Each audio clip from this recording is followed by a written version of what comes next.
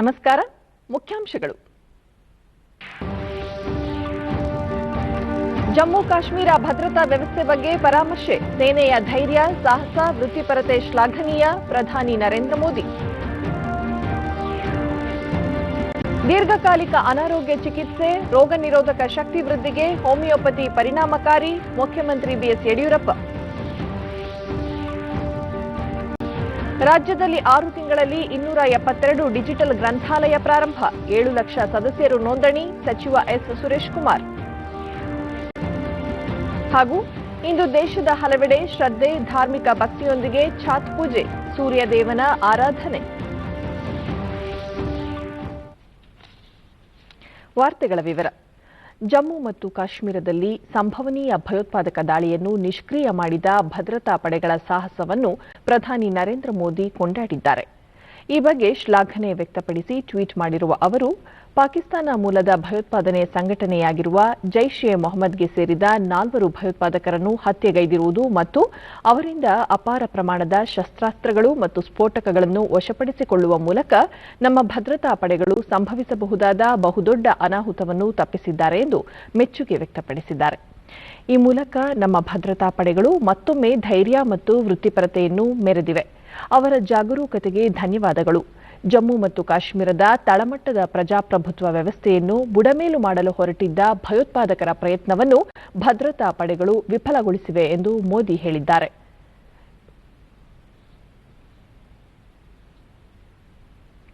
ಇದಕ್ಕೂ ಮುನ್ನ ಮೋದಿ ಜಮ್ಮು ಶ್ರೀನಗರ ಹೆದ್ದಾರಿಯ ನಾಗ್ರೋಟದಲ್ಲಿ ಭದ್ರತಾ ಪಡೆಗಳು ನಿನ್ನೆ ಜೈಷ್ ಎ ಮೊಹಮ್ಮದ್ ಸಂಘಟನೆಗೆ ಸೇರಿದ 4 ಭಯೋತ್ಪಾದಕರನ್ನು ಹತ್ಯೆ ಮಾಡಿರುವ ಪ್ರಕರಣ ಮತ್ತು ನಂತರದ ಭದ್ರತಾ ವ್ಯವಸ್ಥೆ ಬಗ್ಗೆ ಉನ್ನತ ಮಟ್ಟದ ಸಭೆ ನಡೆಸಿ ಪರಾಮರ್ಶೆ ನಡೆಸಿದರು. ಈ ಸಭೆಯಲ್ಲಿ ಗೃಹ ಸಚಿವರು, ವಿದೇಶಾಂಗ ವ್ಯವಹಾರಗಳ ಸಚಿವರು, ರಾಷ್ಟ್ರೀಯ ಭದ್ರತಾ ಸಲಹೆಗಾರ, ಗುಪ್ತಚರ ವಿಭಾಗಗಳ ಉನ್ನತಾಧಿಕಾರಿಗಳು ಭಾಗವಹಿಸಿದರು. ಈ ತಿಂಗಳಾಂತ್ಯದಲ್ಲಿ ಜಮ್ಮು ಮತ್ತು ಕಾಶ್ಮೀರದಲ್ಲಿ ಜಿಲ್ಲಾ ಅಭಿವೃದ್ಧಿ ಮಂಡಳಿ ಚುನಾವಣೆಗಳು ನಡೆಯುವುದಕ್ಕೆ ಅಡ್ಡಿಪಡಿಸುವುದು ಮತ್ತು 26/11 ಮಾದರಿಯಲ್ಲಿ ದಾಳಿ ನಡೆಸುವ ಉದ್ದೇಶವನ್ನು ಈ ಭಯೋತ್ಪಾದಕರು ಹೊಂದಿದ್ದರು ಎಂದು ತಿಳಿದುಬಂದಿದೆ. ಈ ಹಿನ್ನೆಲೆಯಲ್ಲಿ ಕಣಿವೆ ರಾಜ್ಯದಲ್ಲಿ ಶಾಂತಿ ನೆಲೆಸುವಂತೆ ಕ್ರಮಗಳನ್ನು ಕೈಗೊಳ್ಳುವ ಬಗ್ಗೆ ಪ್ರಧಾನಿ ಈ ಉನ್ನತ ಮಟ್ಟದ ಸಭೆಯನ್ನು ನಡೆಸಿದರು. ರಾಜ್ಯದಲ್ಲಿ ಮತ್ತು ಗಡಿಯಲ್ಲಿ ನಡೆಯುತ್ತಿರುವ ಭಯೋತ್ಪಾದನೆ ಚಟುವಟಿಕೆಗಳ ಬಗ್ಗೆ ಮಾಹಿತಿ ಪಡೆದು ಪರಿಸ್ಥಿತಿಯನ್ನು ಅವರು ಅವಲೋಕಿಸಿದರು. ಬೆಂಗಳೂರಿನ ಕೆಎಚ್ಬಿ ಕಾಲೋನಿಯಲ್ಲಿ ನಿರ್ಮಿಸಿರುವ ಕರ್ನಾಟಕ ಹೋಮಿಯೋಪತಿ ಮಂಡಳಿಯ ನೂತನ ಆಡಳಿತ ಕಚೇರಿ ಹೋಮಿಯೋ ಭವನವನ್ನು ಮುಖ್ಯಮಂತ್ರಿ ಬಿಎಸ್ ಯಡಿಯೂರಪ್ಪ ಇಂದು ಉದ್ಘಾಟಿಸಿದರು.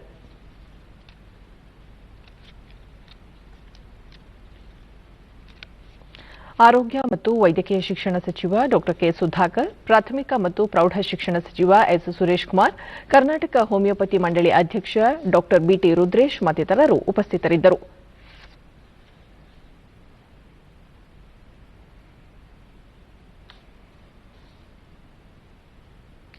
ಇದೇ ವೇಳೆ ಡಾ ಬಿಟಿ ರುದ್ರೇಶ್ ಅವರನ್ನು ಮುಖ್ಯಮಂತ್ರಿ ಬಿಎಸ್ ಯಡಿಯೂರಪ್ಪ ಸನ್ಮಾನಿಸಿದರು.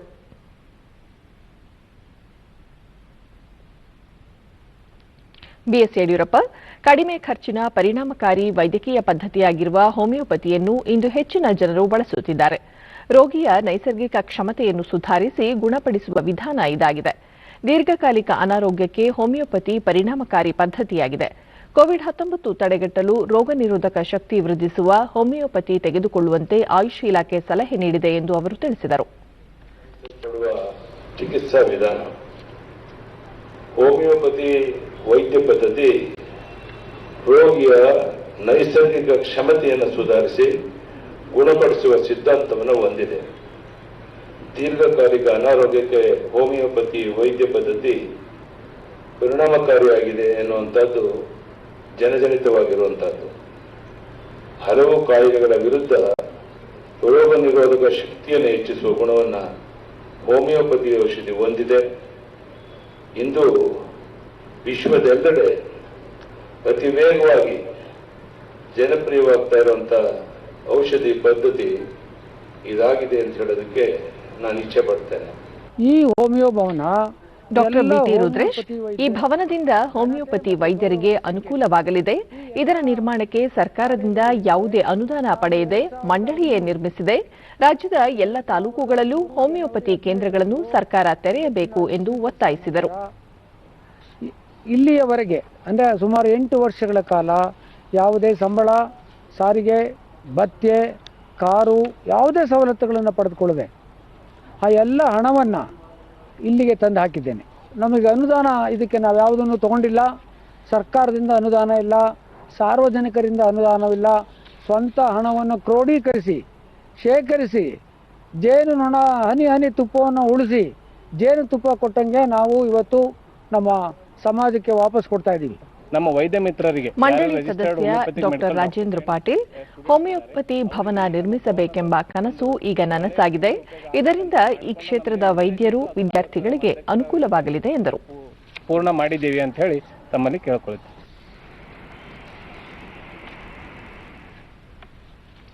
ರಾಜ್ಯ ಪೊಲೀಸ್ ಇಲಾಖೆ ಬೆಂಗಳೂರಿನಲ್ಲಿಂದು ಆಯೋಜಿಸಿದ್ದ ಕಾರ್ಯಕ್ರಮದಲ್ಲಿ ಮುಖ್ಯಮಂತ್ರಿ ಬಿಎಸ್ ಯಡಿಯೂರಪ್ಪ ಗಣನೀಯ ಸೇವೆ ಸಲ್ಲಿಸಿದ 236 ಪೊಲೀಸ್ ಸಿಬ್ಬಂದಿಗೆ ಮುಖ್ಯಮಂತ್ರಿಗಳ ಪದಕ ಪ್ರದಾನ ಮಾಡಿದರು.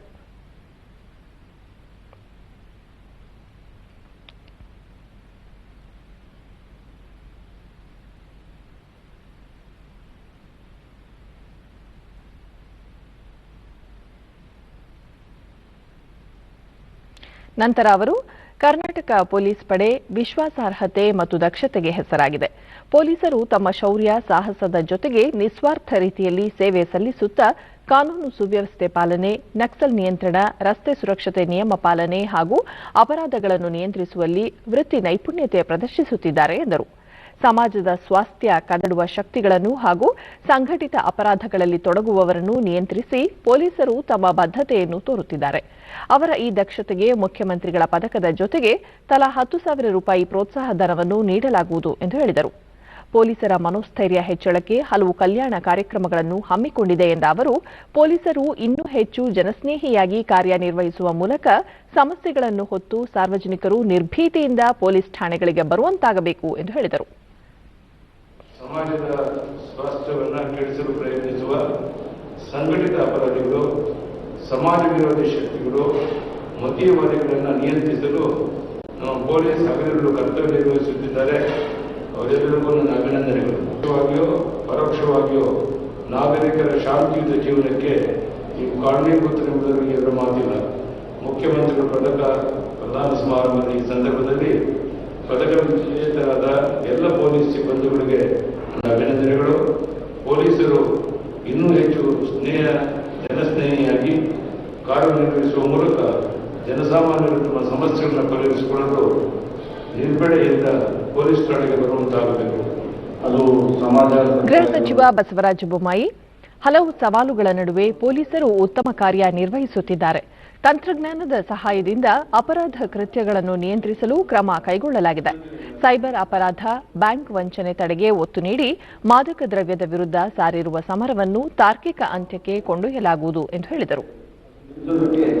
ಸರ್ವ ಪ್ರಯತ್ನಗಳನ್ನು ನಾವು ಮಾಡ್ತಾ ಇದ್ದೇವೆ. ಅದೇ ರೀತಿ ಬ್ಯಾಂಕರ್ಸ್ ಜೊತೆಗೆ ಅವರ ಸಹಯೋಗದೊಂದಿಗೆ ಬ್ಯಾಂಕ್ನಲ್ಲಿ ಆಗುತ್ತಿರುವಂತಹ ಫ್ರಾಡ್ಗಳ ಬಗ್ಗೆ ಈಗಾಗಲೇ ನಾವು ಕ್ರಮಗಳನ್ನು ಜರುಗಿಸಿದ್ದೇವೆ. ಮತ್ತು ನಮಗೆಲ್ಲ ಗೊತ್ತಿದೆ, ಈ ನಾರ್ಕೋಟಿಕ್ಸ್ ಡ್ರಗ್ ವಿರುದ್ಧ ಒಂದು ಸಮರವನ್ನು ತರುತ್ತೇವೆ. ಅದು ನಿಲ್ಲುವುದಿಲ್ಲ, ನಿರಂತರವಾಗಿ ಮುಂದುವರಿತದೆ ಅನ್ನುವಂಥ ಮಾತನ್ನು ಈ ಸಂದರ್ಭದಲ್ಲಿ ನಾನು ಇಷ್ಟಪಡ್ತೇನೆ. ಮುಖ್ಯಮಂತ್ರಿಗಳು ಈ ವಿಷಯದಲ್ಲಿ ಸಂಪೂರ್ಣವಾದಂತಹ ಒಂದು ಸ್ವತಂತ್ರವನ್ನು ನಮಗೆ ಕೊಟ್ಟಿದ್ದಾರೆ. ರಾಜ್ಯ ಪೊಲೀಸ್ ಮಹಾನಿರ್ದೇಶಕ ಪ್ರವೀಣ್ ಸೂದ್, ಕಳೆದ 3 ವರ್ಷಗಳಿಂದ ಚುನಾವಣೆ ಹಾಗೂ ಇನ್ನಿತರ ಕಾರಣಗಳಿಂದಾಗಿ ಪದಕ ಪ್ರದಾನ ಸಮಾರಂಭ ನಡೆದಿರಲಿಲ್ಲ. ಇದೀಗ 3 ವರ್ಷದ ಪದಕಗಳನ್ನು ಪ್ರದಾನ ಮಾಡಲಾಗುತ್ತಿದೆ ಎಂದರು. ನಮಗೆ ಒಂದು ದುಃಖ ಅಂದ್ರೆ ನಾವು ವಿಜೇತರ ಕುಟುಂಬದ ಸದಸ್ಯಗಳಿಗೆ ಇವತ್ತು ಇಲ್ಲಿ ಕರೆಯಕ್ಕೆ ಸಾಧ್ಯ ಆಗಲಿಲ್ಲ. ಆದರೆ ಅವರೆಲ್ಲರೂ ನಮ್ಮ ಜೊತೆಗೆ ವೆಬ್ಕಾಸ್ಟ್ ಮೂಲಕ ಈ ಸಮಾರಂಭಕ್ಕೆ ಶಾಮೀಲಾಗಿದ್ದಾರೆ. ಅವ್ರಿಗೂ ಕೂಡ ನಾನು ಪರೋಕ್ಷವಾಗಿ ಈ ಸಮಾರಂಭಕ್ಕೆ ಸ್ವಾಗತಿಸ್ತಾ ಇದ್ದೀನಿ. ಗೃಹ ಇಲಾಖೆ ಹೆಚ್ಚುವರಿ ಕಾರ್ಯದರ್ಶಿ ರಜನೀಶ್ ಗೋಯಲ್ ಸೇರಿದಂತೆ ಹಿರಿಯ ಅಧಿಕಾರಿಗಳು ಪಾಲ್ಗೊಂಡಿದ್ದರು. ಸಾರ್ವಜನಿಕ ಗ್ರಂಥಾಲಯ ಇಲಾಖೆ ವತಿಯಿಂದ ಬೆಂಗಳೂರಿನಲ್ಲಿಂದು ರಾಷ್ಟ್ರೀಯ ಗ್ರಂಥಾಲಯ ಸಪ್ತಾಹ ಸಮಾರೋಪ ಹಾಗೂ ಸಿಬ್ಬಂದಿ ಸೇವಾ ಪುರಸ್ಕಾರ ಪ್ರದಾನ ಸಮಾರಂಭವನ್ನು ಹಮ್ಮಿಕೊಳ್ಳಲಾಗಿತ್ತು. ಪ್ರಾಥಮಿಕ ಮತ್ತು ಪ್ರೌಢ ಶಿಕ್ಷಣ ಸಚಿವ ಎಸ್ ಸುರೇಶ್ ಕುಮಾರ್, ಸಾಹಿತಿ ಡಾಕ್ಟರ್ ದೊಡ್ಡರಂಗೇಗೌಡ, ಭಾರತೀಯ ವಿಜ್ಞಾನ ಸಂಸ್ಥೆಯ ಗ್ರಂಥಪಾಲಕ ಡಾಕ್ಟರ್ ಆನಂದ್ ಭೈರಪ್ಪ ಸೇರಿದಂತೆ ಅನೇಕರು ಉಪಸ್ಥಿತರಿದ್ದರು. ಸಚಿವ ಎಸ್ ಸುರೇಶ್ ಕುಮಾರ್, ಪ್ರಸ್ತುತ ಸಂದರ್ಭದಲ್ಲಿ ಡಿಜಿಟಲ್ ಗ್ರಂಥಾಲಯಗಳ ಪ್ರಭಾವ ಹೆಚ್ಚಾಗಿದೆ. ರಾಜ್ಯದಲ್ಲಿ ಕಳೆದ 6 ತಿಂಗಳ ಅವಧಿಯಲ್ಲಿ 272 ಡಿಜಿಟಲ್ ಗ್ರಂಥಾಲಯಗಳನ್ನು ಆರಂಭಿಸಲಾಗಿದ್ದು, ಲಕ್ಷಾಂತರ ಜನರು ಇದರ ಉಪಯೋಗ ಪಡೆಯುತ್ತಿದ್ದಾರೆ. ಇದು ದೇಶದಲ್ಲಿಯೇ ಮಾದರಿಯಾಗಿದೆ ಎಂದು ತಿಳಿಸಿದರು. ಇದುವರೆಗೂ ರಾಜ್ಯದಲ್ಲಿ 7 ಲಕ್ಷ ಸದಸ್ಯರು ಡಿಜಿಟಲ್ ಗ್ರಂಥಾಲಯಕ್ಕೆ ನೋಂದಣಿ ಮಾಡಿಕೊಂಡಿದ್ದು, ಸಾರ್ವಜನಿಕ ಗ್ರಂಥಾಲಯ ವ್ಯವಸ್ಥೆಯಲ್ಲಿ ದೇಶದಲ್ಲೇ ಮುಂಚೂಣಿಯಲ್ಲಿದೆ ಎಂದರು. ಇಡೀ ದೇಶದಲ್ಲಿ ಇದು ಅಭೂತಪೂರ್ವ ಪ್ರಯತ್ನ. ಜೊತೆಗೆ ನಮ್ಮ ಈ ಡಿಜಿಟಲ್ ಲೈಬ್ರರಿಗೆ ಸಬ್ಸ್ಕ್ರೈಬರ್ಸ್ ನಾವು ಮಾಡಿದ್ದೀವಿ. ಇವತ್ತಿನ ಪ್ರಕಾರ ನಮ್ಮ ರಾಜ್ಯದಲ್ಲಿ ಸುಮಾರು 7 ಲಕ್ಷ ಜನ ನಮ್ಮ ಡಿಜಿಟಲ್ ಲೈಬ್ರರಿಗೆ ಇವತ್ತು ಸದಸ್ಯರಾಗಿದ್ದಾರೆ, ನೋಂದಾಯಿಸಿಕೊಂಡಿದ್ದಾರೆ. ಇವತ್ತು ಕೂಡ ಅವಕಾಶ ಇದೆ. ಯಾರು ಬೇಕಾದ್ರೆ ಸಬ್ಸ್ಕ್ರೈಬರ್ ಆಗ್ತದೆ.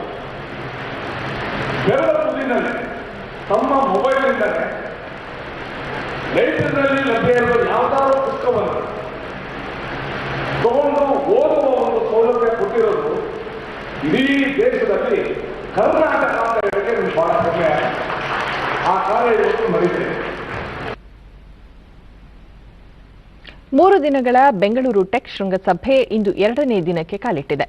ವರ್ಚುವಲ್ ರೂಪದಲ್ಲಿ ನಡೆಯುತ್ತಿರುವ ಈ ಶೃಂಗಸಭೆಯನ್ನು ಉದ್ದೇಶಿಸಿ ನಿನ್ನೆ ಪ್ರಧಾನಿ ನರೇಂದ್ರ ಮೋದಿ ಭಾಷಣ ಮಾಡಿದ್ದರು.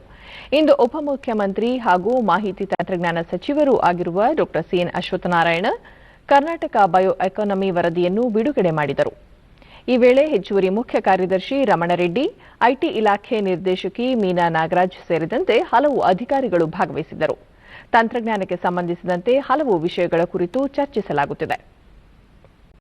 ಡಾ ಸಿಎನ್ ಅಶ್ವತ್ಥನಾರಾಯಣ್, ರಾಜ್ಯದ ಆರ್ಥಿಕತೆಯಲ್ಲಿ ತಂತ್ರಜ್ಞಾನ ಪ್ರಮುಖ ಪಾತ್ರ ವಹಿಸುತ್ತಿದೆ. ತೈಲೋತ್ಪನ್ನ, ಕೃಷಿ, ಪಶುಸಂಗೋಪನೆ ಸೇರಿದಂತೆ ಪ್ರತಿ ಕ್ಷೇತ್ರದಲ್ಲೂ ತಂತ್ರಜ್ಞಾನ ಮುಖ್ಯವಾಗಿದ್ದು, ಇದನ್ನು ಇನ್ನಷ್ಟು ಪರಿಣಾಮಕಾರಿಯಾಗಿ ಬಳಸಿಕೊಳ್ಳುವತ್ತ ಸರ್ಕಾರ ಕ್ರಮ ಕೈಗೊಂಡಿದೆ ಎಂದು ವಿವರಿಸಿದರು.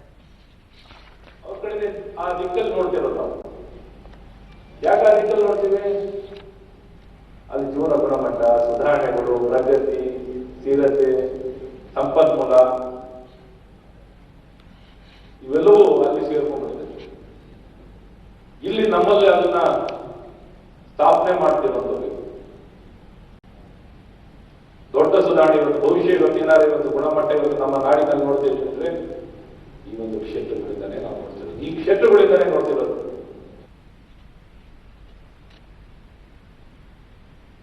ರಾಯಚೂರು ಜಿಲ್ಲೆಯ ಸಿಂಧನೂರಿನಲ್ಲಿಂದು ಏರ್ಪಡಿಸಿದ್ದ ಬಿಜೆಪಿ ರಾಜ್ಯ ಪದಾಧಿಕಾರಿಗಳ ಸಭೆಯನ್ನು ಪಕ್ಷದ ರಾಜ್ಯಾಧ್ಯಕ್ಷ ನಳಿನ್ ಕುಮಾರ್ ಕಟೀಲ್ ಉದ್ಘಾಟಿಸಿದರು.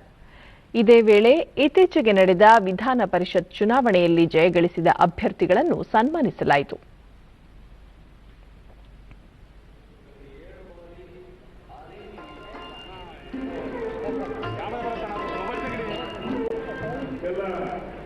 ಪಕ್ಷದ ಮುಖಂಡರು, ಸಂಸದರು, ಶಾಸಕರು, ಜಿಲ್ಲಾಧ್ಯಕ್ಷರು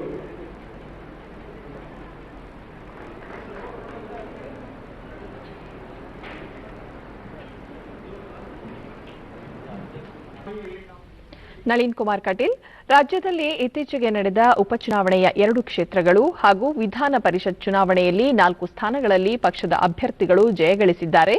ಈ ವಿಜಯ ಯಾತ್ರೆ ಮಸ್ಕಿ, ಬಸವಕಲ್ಯಾಣ, ಬೆಳಗಾವಿ ಉಪಚುನಾವಣೆಯಲ್ಲೂ ಮುಂದುವರಿಯಲಿದೆ. ಮುಂದಿನ ವಿಧಾನಸಭಾ ಚುನಾವಣೆಯಲ್ಲಿ ಬಿಜೆಪಿ 150 ಸ್ಥಾನಗಳನ್ನು ಪಡೆಯುವ ವಿಶ್ವಾಸವಿದೆ ಎಂದು ಹೇಳಿದರು. ಮುಂದುವರಿಸುತ್ತೇವೆ ಮತ್ತು ಪಂಚಾಯತ್ ಚುನಾವಣೆಯಲ್ಲಿ 80% ಶೇಕಡವಾಗಿ ಮತ್ತು ಚುನಾವಣೆಯಲ್ಲಿ ಗೆಲ್ತೇವೆ ಅನ್ನತಕ್ಕಂಥ ಆಶಾಕಿರಣದ ವ್ಯಕ್ತವನ್ನು ಮಾಡುವುದಕ್ಕೋಸ್ಕರ, ಸಂಕಲ್ಪವನ್ನು ಮಾಡುವುದಕ್ಕೋಸ್ಕರ ಇಲ್ಲಿ ಏಕತ್ರೀಕರಣಗಳು. ಬೃಹತ್ ಬೆಂಗಳೂರು ಮಹಾನಗರ ಪಾಲಿಕೆ ವ್ಯಾಪ್ತಿಯಲ್ಲಿ ಸ್ಮಾರ್ಟ್ ಸಿಟಿ ಯೋಜನೆಯಡಿ ನಡೆಯುತ್ತಿರುವ ವಿವಿಧ ಕಾಮಗಾರಿಗಳನ್ನು ನಗರಾಭಿವೃದ್ಧಿ ಸಚಿವ ಭೈರತಿ ಬಸವರಾಜ್ ಇಂದು ಪರಿಶೀಲಿಸಿದರು. ಇಲಾಖೆಯ ಅಪರ ಮುಖ್ಯ ಕಾರ್ಯದರ್ಶಿ ರಾಕೇಶ್ ಸಿಂಗ್, ಸ್ಮಾರ್ಟ್ ಸಿಟಿ ಸಂಸ್ಥೆಯ ವ್ಯವಸ್ಥಾಪಕ ನಿರ್ದೇಶಕ ರಾಜೇಂದ್ರ ಚೋಳನ್ ಮತ್ತಿತರರು ಈ ವೇಳೆ ಹಾಜರಿದ್ದರು. ರೇಸ್ಕೋರ್ಸ್ ರಸ್ತೆ, ನೆಹರು ತಾರಾಲಯ, ರಾಜಭವನ ರಸ್ತೆ, ಇನ್ಫೆಂಟ್ರಿ ರಸ್ತೆ, ಕಮರ್ಷಿಯಲ್ ಸ್ಟ್ರೀಟ್ ಸೇರಿದಂತೆ ನಗರದ ಹಲವೆಡೆ ನಡೆಯುತ್ತಿರುವ ಕಾಮಗಾರಿಗಳನ್ನು ವೀಕ್ಷಿಸಿ ತ್ವರಿತವಾಗಿ ಪೂರ್ಣಗೊಳಿಸುವಂತೆ ಸೂಚಿಸಿದರು.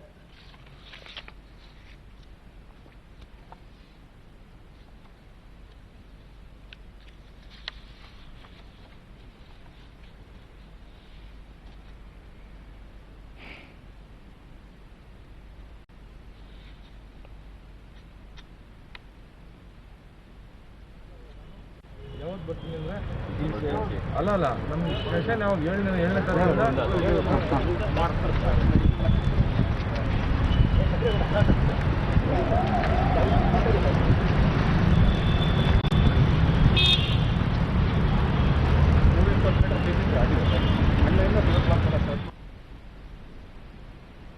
ಎರಡು 2022ರ ವೇಳೆಗೆ ದೇಶದ ಪ್ರತಿಯೊಬ್ಬ ನಾಗರಿಕರಿಗೂ ಸ್ವಂತ ಮನೆಯನ್ನು ನಿರ್ಮಾಣ ಮಾಡಿಕೊಡುವ ಗುರಿಯನ್ನು ಹೊಂದಿರುವುದಾಗಿ ಕೇಂದ್ರ ಗ್ರಾಮೀಣಾಭಿವೃದ್ಧಿ ಸಚಿವ ನರೇಂದ್ರ ಸಿಂಗ್ ತೋಮರ್ ತಿಳಿಸಿದ್ದಾರೆ.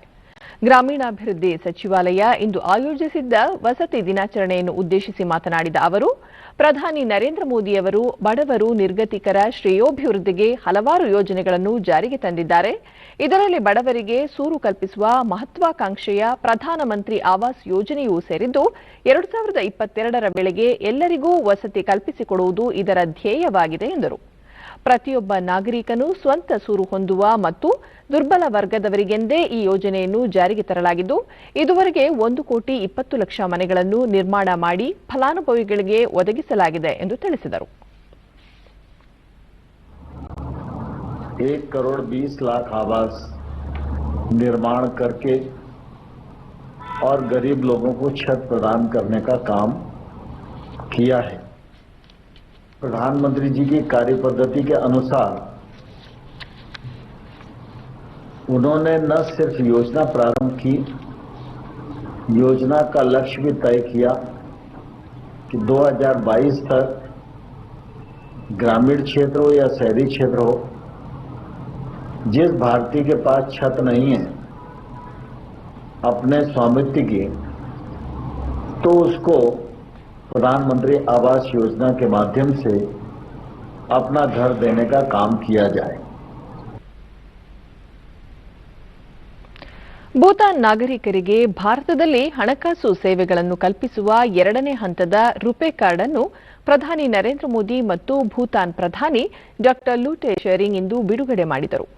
ಇಂದು ನಡೆದ ವರ್ಚುವಲ್ ಸಮಾರಂಭದಲ್ಲಿ ಕಾರ್ಡ್ ಅನ್ನು ಬಿಡುಗಡೆ ಮಾಡಿ ಮಾತನಾಡಿದ ಉಭಯ ನಾಯಕರು, ಈ ರುಪೆ ಕಾರ್ಡ್ ಬಿಡುಗಡೆಯ ಹಿನ್ನೆಲೆಯಲ್ಲಿ ಎರಡೂ ದೇಶಗಳ ನಡುವಿನ ಸಂಬಂಧ ಮತ್ತಷ್ಟು ಬಲವರ್ಧನೆಗೊಳ್ಳಲಿದೆ ಎಂದು ಅಭಿಪ್ರಾಯಪಟ್ಟರು. ಪ್ರಧಾನಿ ನರೇಂದ್ರ ಮೋದಿ ಮಾತನಾಡಿ, ಇಂದಿನಿಂದ ಈ ರುಪೆ ಕಾರ್ಡ್ ಅನ್ನು ಭೂತಾನ್ ನಾಗರಿಕರು ಭಾರತದಲ್ಲಿ 1 ಲಕ್ಷಕ್ಕೂ ಅಧಿಕ ಎಟಿಎಂಗಳು ಮತ್ತು 20 ಲಕ್ಷಕ್ಕೂ ಅಧಿಕ ಪಾಯಿಂಟ್ ಆಫ್ ಸೇಲ್ ಟರ್ಮಿನಲ್ಗಳಲ್ಲಿ ಬಳಸಬಹುದಾಗಿದೆ ಎಂದರು. ಭಾರತಕ್ಕೆ ಶಿಕ್ಷಣ ಪಡೆಯಲು, ಆರೋಗ್ಯ ಸೇವೆಗಳನ್ನು ಪಡೆಯಲು, ತೀರ್ಥಯಾತ್ರೆಗೆ ಬರುವವರು, ಪ್ರವಾಸಿಗರಿಗೆ ಈ ರುಪೆ ಕಾರ್ಡ್ ಸಹಕಾರಿಯಾಗಲಿದೆ. ಅದೇ ರೀತಿ ಭೂತಾನ್ಗೆ ಪ್ರವಾಸ ಮಾಡಲಿರುವ ಭಾರತೀಯರಿಗೂ ಇದು ಸಹಕಾರಿಯಾಗಲಿದೆ ಎಂದು ಅಭಿಪ್ರಾಯಪಟ್ಟರು. ಇದೇ ವೇಳೆ ಅಂತರಿಕ್ಷ ತಂತ್ರಜ್ಞಾನವನ್ನು ಉತ್ತಮವಾಗಿ ಬಳಸಿಕೊಳ್ಳುತ್ತಿದ್ದೇವೆ. ಇದೇ ಮೊದಲ ಬಾರಿಗೆ ಅಂತರಿಕ್ಷ ಕ್ಷೇತ್ರದಲ್ಲಿ ಖಾಸಗಿಯವರಿಗೆ ಅವಕಾಶ ಕಲ್ಪಿಸುವ ಮಹತ್ವದ ನಿರ್ಣಯ ಕೈಗೊಳ್ಳಲಾಗಿದೆ ಎಂದು ತಿಳಿಸಿದ ಅವರು, ಭೂತಾನ್ನ ವಿಜ್ಞಾನಿಗಳು ಅಭಿವೃದ್ಧಿಪಡಿಸುತ್ತಿರುವ ಉಪಗ್ರಹವನ್ನು ಮುಂದಿನ ವರ್ಷ ನಮ್ಮ ಇಸ್ರೋ ನೆರವಿನಿಂದ ಉಡಾವಣೆ ಮಾಡಲಾಗುತ್ತಿದೆ ಎಂದು ತಿಳಿಸಿದರು. आज के बाद भूटान नेशनल बैंक द्वारा जारी किए गए रुपे कार्ड्स के कार्ड धारक भारत में 1 लाख से अधिक एटीएम और 20 लाख से अधिक पॉइंट्स ऑफ सेल टर्मिनल की सुविधा उपयोग कर पाएंगे. पिछले कुछ वर्षों में भारत में डिजिटल ट्रांजैक्शन में बढ़ोतरी से करोड़ों लोगों के जीवन में बदलाव आया है. एक्सेलेंसी, फ्रेंड्स, स्पेस सेक्टर हमारे बीच कनेक्टिविटी को मजबूत करने के लिए एक बहुत ही महत्वपूर्ण एक दूसरा क्षेत्र है.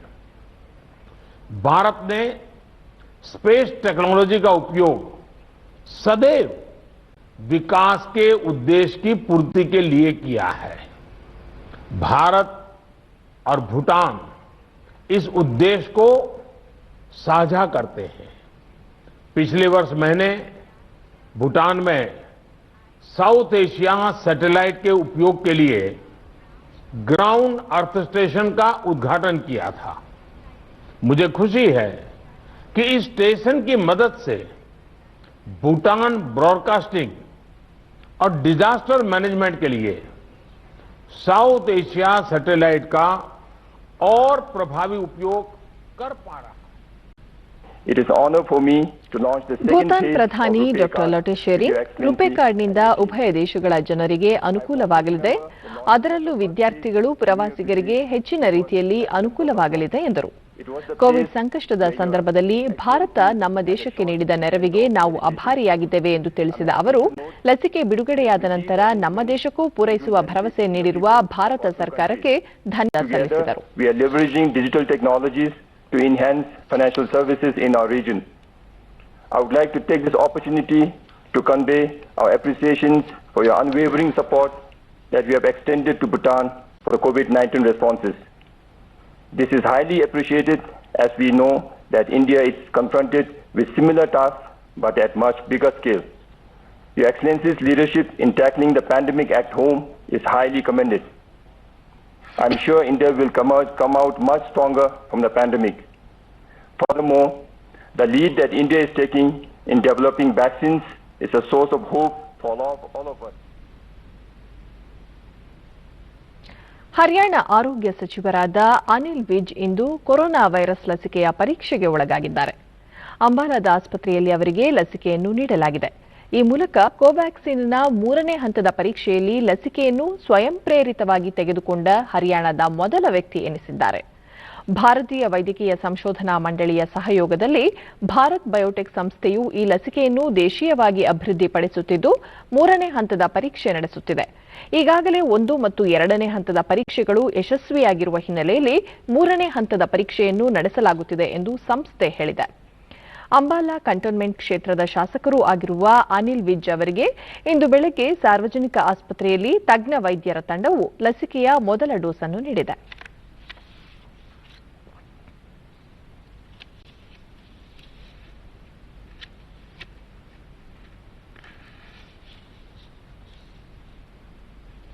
ಚಾಮರಾಜನಗರ ಜಿಲ್ಲೆಯಲ್ಲಿ ಕೇಂದ್ರ ಸರ್ಕಾರದ ಮಹತ್ವಾಕಾಂಕ್ಷಿ ಯೋಜನೆಯಾದ ಮಹಾತ್ಮ ಗಾಂಧಿ ಉದ್ಯೋಗ ಖಾತ್ರಿ ಯೋಜನೆ ಯಶಸ್ವಿಯಾಗಿ ಅನುಷ್ಠಾನಗೊಳ್ಳುತ್ತಿದೆ.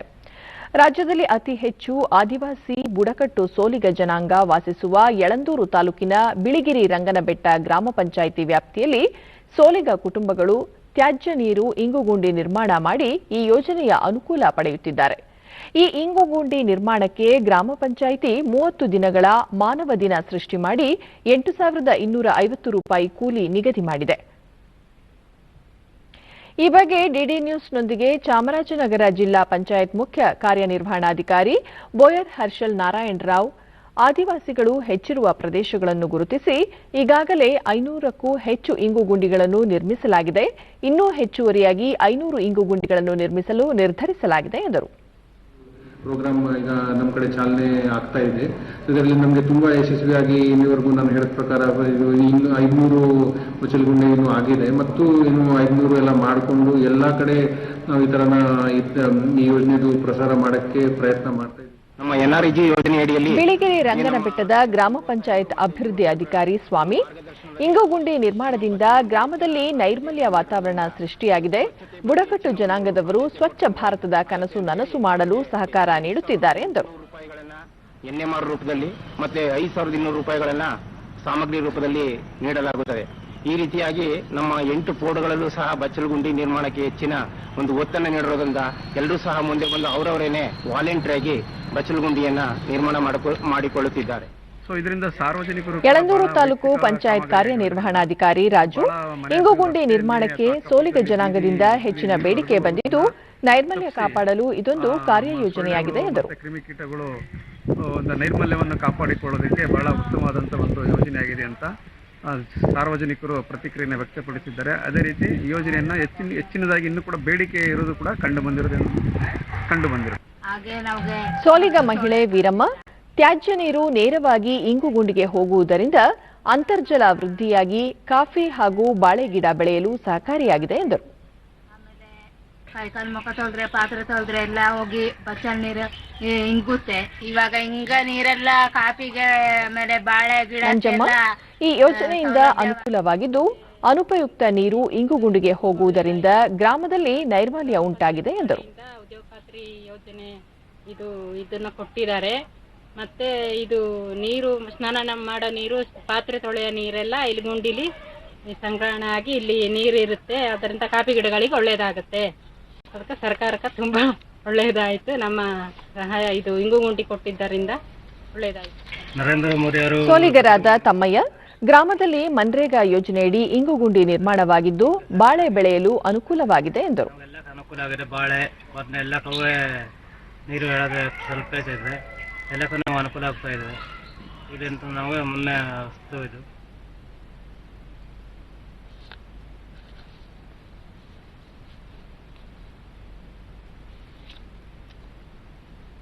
ದೇಶದ ನಾನಾ ಭಾಗಗಳಲ್ಲಿ ಸಾಂಪ್ರದಾಯಿಕ ಶ್ರದ್ಧೆ ಹಾಗೂ ಧಾರ್ಮಿಕ ಭಕ್ತಿಯೊಂದಿಗೆ ಇಂದು ಛಾತ್ ಪೂಜಾ ಹಬ್ಬವನ್ನು ಆಚರಿಸಲಾಗುತ್ತಿದೆ.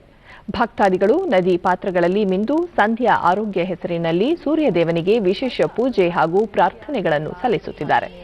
4 ದಿನಗಳ ಈ ಆಚರಣೆ ನಾಳೆ ಸೂರ್ಯದೇವನಿಗೆ ಪೂಜೆ ಸಲ್ಲಿಸುವುದರೊಂದಿಗೆ ಮುಕ್ತಾಯವಾಗಲಿದೆ.